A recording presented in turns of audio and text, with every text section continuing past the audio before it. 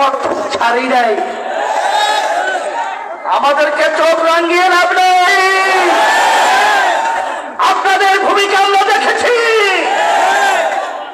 বারবার, আর আমরা সোহাগের মতো পাথর মেরে আমাদের বাংলাদেশের সন্তানকে পারবে আর আমাকে টেকাই না। আজাদ করতে হবে, স্বাধীন করতে হবে, বাংলার জমিনে স্বাধীনতা ঘোষণা করতে হবে। সাথে সাথে আমি সতর্কতার আহ্বান জানাবো, 5ই আগস্টের পরে বাংলাদেশের মাটি আর আওয়ামী লীগ, বিএনপি, জাতীয় পার্টি তাদের শাসন দেখতে চায় না।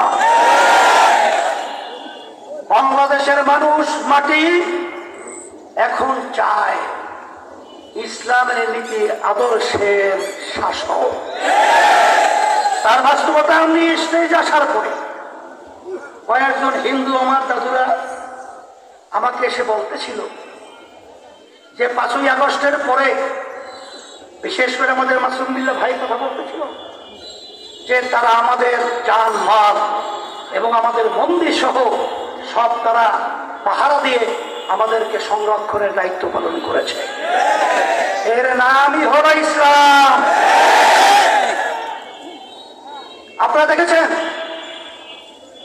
আমাদের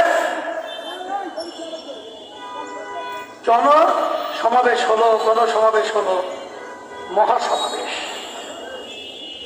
28শে জুন।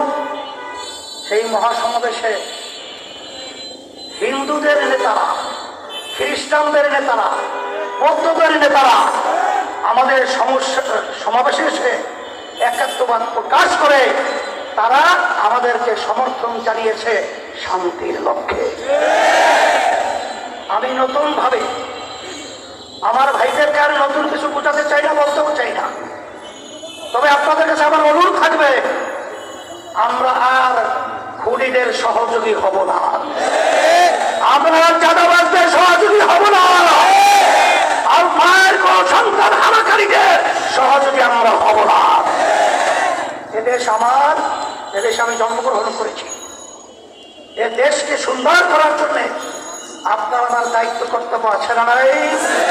সেই হিসেবে আসেন, সামনের নির্বাচন আমরা সংস্কার, দৃশ্যমান বিচার, পিয়ার পদ্ধতি নির্বাচন, এর বিকল্প যদি কেউ চিন্তা করেন আমরা বলবো সে দেশ প্রেমিক হতে পারে না।